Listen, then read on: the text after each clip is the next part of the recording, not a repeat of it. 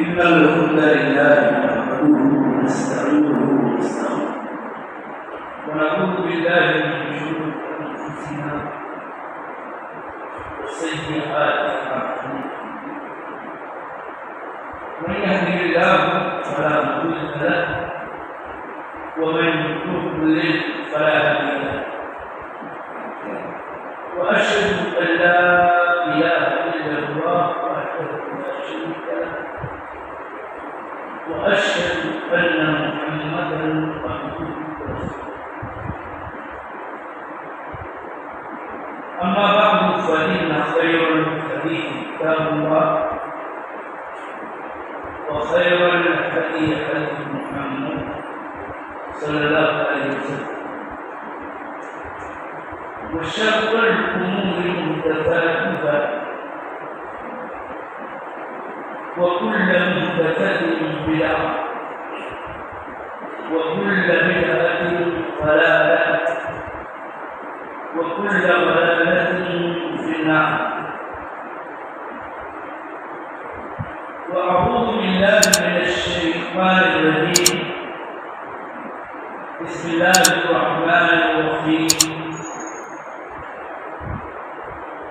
ولقد خلقنا السماوات والأرض وما بينهما في 6 أيام وما مسنا من لغوب فاصبر على ما يقولون وسبح بحمد ربك قبل طلوع الشمس وقبل الغروب ومن الليل فسبحه وأدبار السجود واستمع يوم ينادي المنادي من مكان قريب يوم يسمعون الصيحة بالحق ذلك يوم الخروج إنا نحن نحيي ونميت وإلينا المصير يوم تشقق الأرض عنهم سرابا ذلك حشر علينا يسير نحن أعلم بما يقولون وما أنت عليهم بجبار فذكر بالقرآن من يخاف وعيد بارك الله لي ولكم في القرآن العظيم ونفعني وإياكم بهذه الآيات التي الحكيم إنه تعالى هو الذي نسأله أن يوفقنا لما يحبه ويرضاه إنه ولي التوفيق وصلى الله على النبي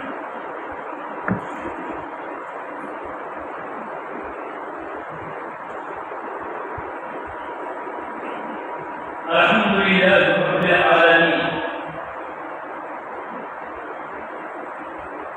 والصلاة والسلام على عبد الله ورسوله المبعوث رحمة للعالمين محمد وعلى آله وأصحابه وأزواجه وذرياته أجمعين ومن تبعهم بإحسان إلى يوم الدين أشهد أن لا إله إلا الله وحده لا شريك له وأشهد أن محمدا عبده ورسوله أما بعد فإن الله تعالى يقول في كتابه اليوم أكملت لكم دينكم وأتممت عليكم نعمتي ورضيت لكم الإسلام دينا وقال جل وعلا لقد كان لكم في رسول الله أسوة حسنة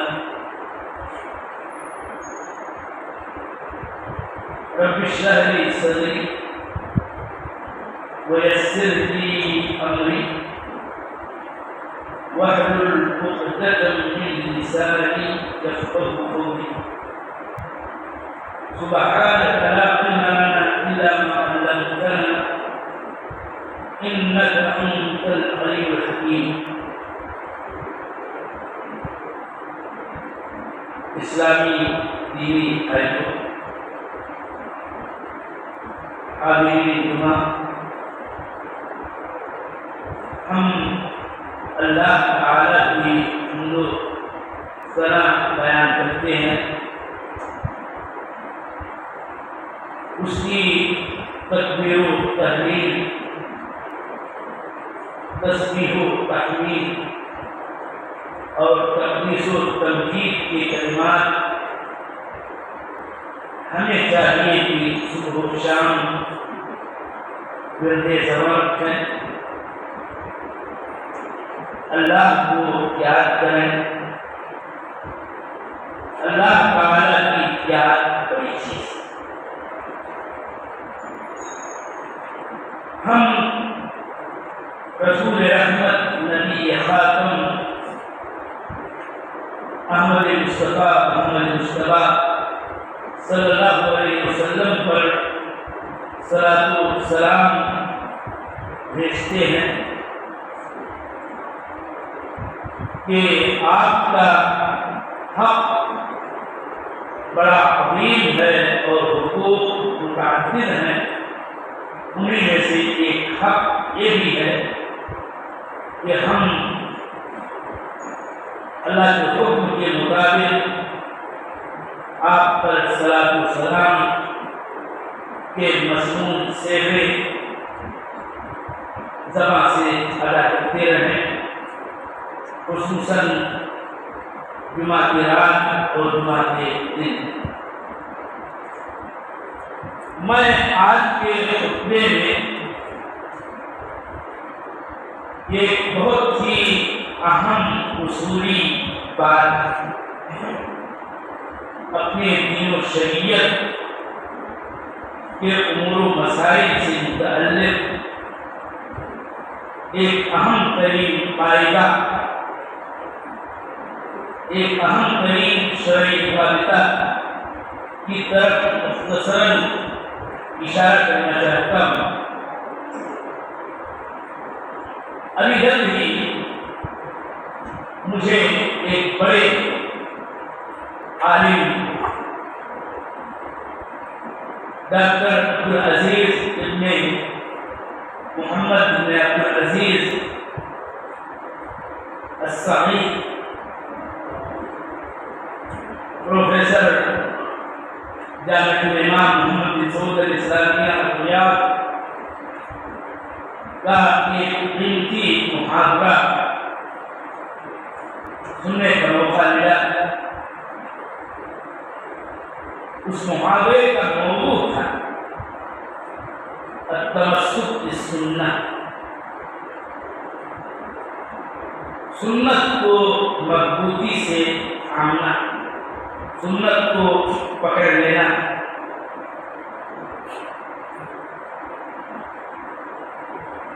وہیں سے میرے دل میں یہ خیال پیدا ہوا کہ کل پرسوں جمعہ کا دن ہے اور مجھے خطبہ جہاں بھی دینا ہوگا میں سنت کی اہمیت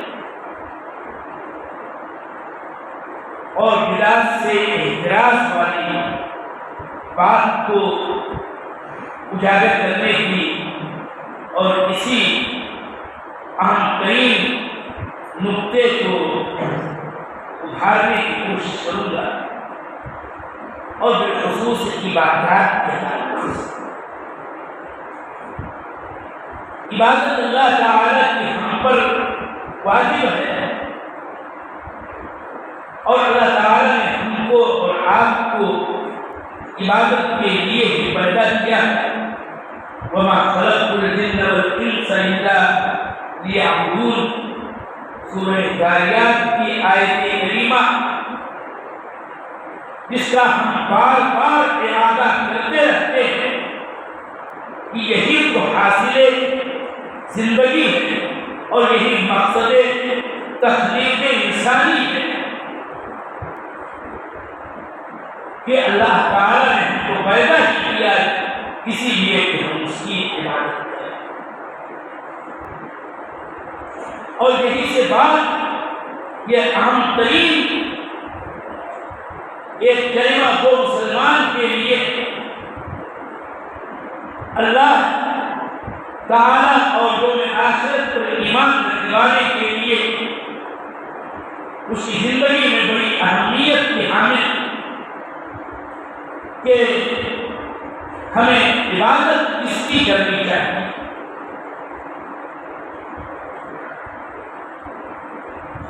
اور یہی سے ایک دوسرا سوال ہے جو بذات خود بہت ہی اہم ہے کہ عبادت کا طریقہ ہونا چاہیے. من نعبد، یہ پہلا سوال کہ عبادت ہم کس کی کریں، اور دوسرا سوال عبادت کیسے کریں. اور سچی بات یہ ہے کہ اگر یہی دونوں سوال ہمیں اور آپ کو یاد ہو جائے، سوال مختصر، اور انہیں دونوں سوالوں کا جواب وہ بھی اختصار کے ساتھ ہم جان لیں، سمجھ لیں، اچھی طرح سے اس کو بوجھ لیں اور وہ ہمارے ذہن نشین ہو جائے تو وہ پورے دین اور شریعت پر عمل کرنا یہ ہے اس طریقے پر ہوگا، بہتر ڈھنگ پر ہوگا. پہلے سوال کا جواب بہت آسان ہے اور خصوص اس بندے کے لیے جو اللہ تعالیٰ پر ایمان رکھتا ہے اور دیگر تمام ارکان ایمان پر ایمان رکھتا ہے. اور سورہ ذاریات کی آیت کریمہ ہی اس کا جواب ہے کہ وَمَا خَلَقْتُ الْجِنَّ وَالْإِنسَ إِلَّا لِيَعْبُدُونِ. اور آیات بہت ساری، سورہ بقرہ کی یہ آیت آپ کو یاد ہوگی، تقریباً شروع ہی میں ہے یا ایھا الناس اعبدوا ربکم الذی خلقکم والذین من قبلکم لعلکم تتقون. ساری انسانیت کو اللہ تعالیٰ نے خطاب کیا اور تمام انسانوں کو یہ حکم دیا کہ اے لوگوں، تم اپنے پروردگار کی، اپنے رب کی عبادت کرو کہ جس نے تم کو پیدا کیا اور تم سے پہلوں کو بھی پیدا کیا تاکہ تمہارے اندر تقویٰ پیدا ہو جائے. اور اس معنی کی آیات بہت ساری کہ اس میں اللہ تعالیٰ نے اپنی عبادت کا حکم دیا ہے اور اس وجہ سے اس سوال کا جواب ہمیں معلوم ہونا چاہیے. اور یہ بڑی ہی چیز ہے کہ معلوم ہونا ہی چاہیے کہ بغیر اس جواب کے معلوم ہوئے انسان کا نہ ایمان معتبر ہے نہ اس کا اسلام صحیح ہے درست ہوگا. اور بات یہی کہ ہمیں اللہ کی عبادت کرنی چاہیے. البتہ دوسرے سوال کا جواب بھی میں زیادہ اہمیت کے ساتھ آپ کے سامنے رکھنا چاہتا ہوں، اور وہ یہ ہے کہ اللہ کی عبادت کو کیسے، اس کا طریقہ، اس کا ہمیں علم کہاں سے ہوگا، اس طریقے کو ہم کہاں سے لیں گے، کہاں سے سیکھیں گے، کہاں سے جانیں گے. اور یہی وہ سوال ہے کہ جو جواب کی صورت میں سنت و بدعت کے فرق کو واضح کرتا ہے. اسی سوال کا جواب صحیح ایک وہ انسان جو اللہ تعالیٰ کی عبادت اس کے صحیح طریق کے مطابق کرتا ہے، اور ایک ایسا انسان بھلے وہ کلمہ کو مسلمان اپنے آپ کو کہتا ہو لیکن وہ عبادت کے طریقے میں غلطیاں کرتا ہے. وہ غلطیاں جان بوجھ کر کے ہو یا جیسے بھی ہوں، اس کی بنیاد بنیاد پر اس کا وہ طریقہ صحیح نہیں رہ جاتا ہے، درست نہیں رہ جاتا ہے، اور اس کو اصل اسلام کے اندر اعتبار نہیں ہے۔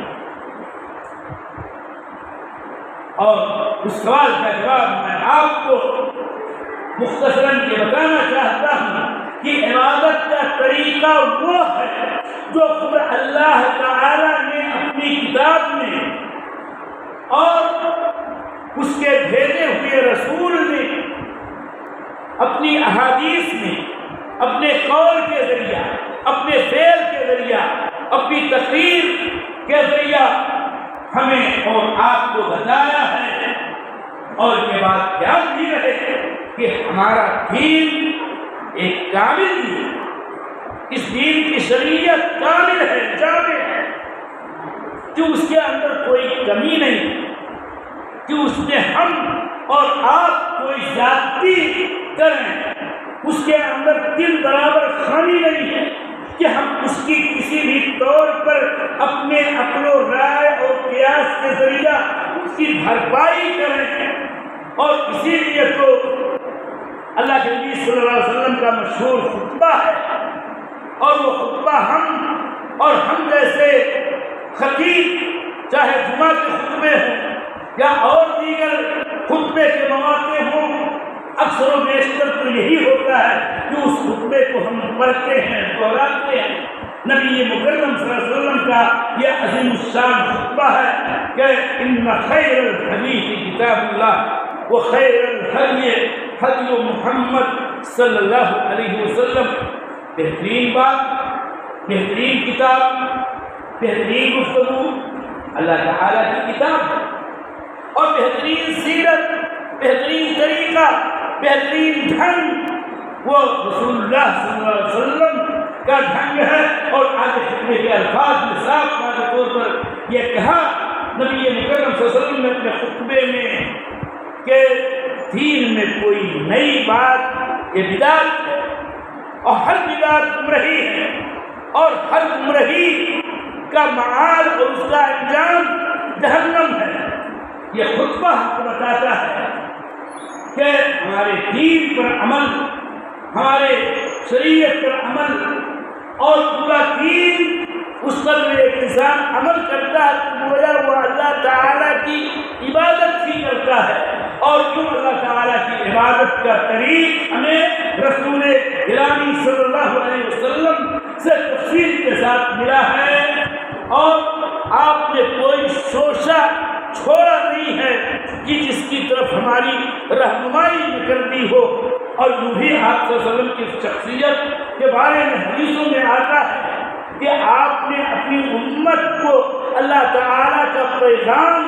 رسالہ اللہ تعالیٰ والا کا پیغام پہنچا دیا ہے، امت کی خیر خواہی کی ہے، امانت کو پوری طرح سے ادا کیا ہے، کوئی خیر چھوڑا ہی نہیں کہ جس کی طرف آپ نے رہنمائی نہ کرنی ہو، اور کوئی شر بھی باقی نہیں رکھا کہ جس سے آپ نے ڈرایا نہ ہو۔ لہذا عبادات کے سلسلے میں ہمیں اس بات کا علم ہونا چاہیے کہ عبادت وہی ہے جو رسول اللہ صلی اللہ علیہ وسلم کی تعلیمات سے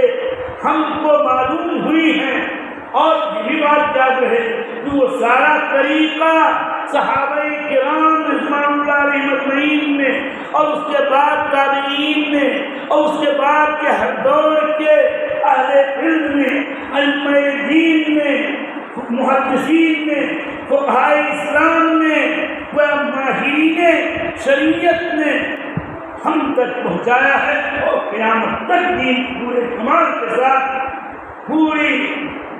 اصلی صورت میں یہ اصل منقول ہوتا ہی جائے گا۔ عمل کرنے والے عمل کرتے رہیں گے، کوتاہ غفلت کرنے والے غفلت کرتے رہیں گے، وہ ایک الگ مسئلہ ہے۔ لہذا مسئلہ عبادت کا ایک نماز ہی نہیں عبادت،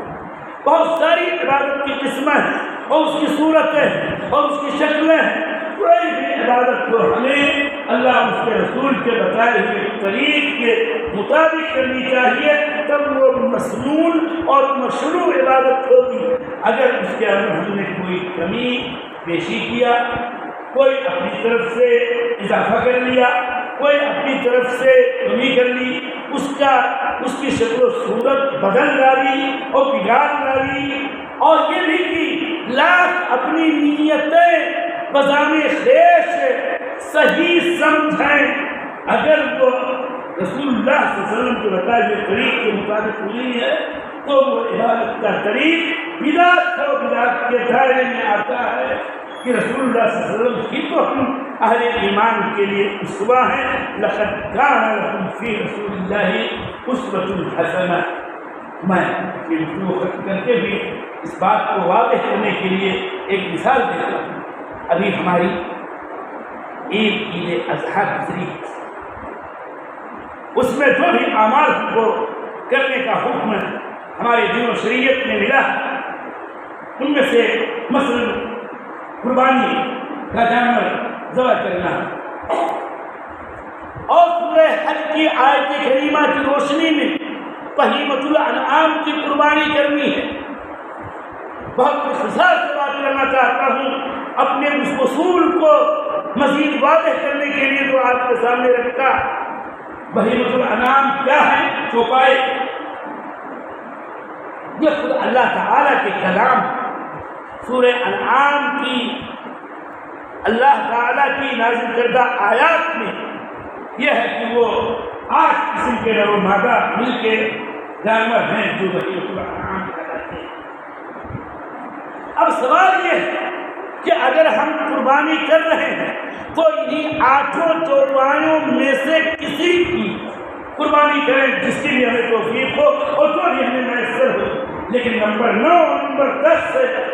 مثال کے طور پر کوئی بھی جانور، کوئی بھی چوپایا، ہم اس کو